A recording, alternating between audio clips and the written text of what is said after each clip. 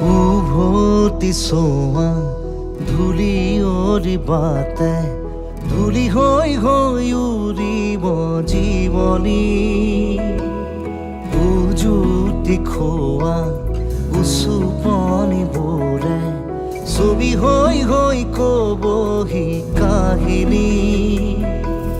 সময়ৰে সুতি সুততে সুহুৰি সুৰুঙাৰে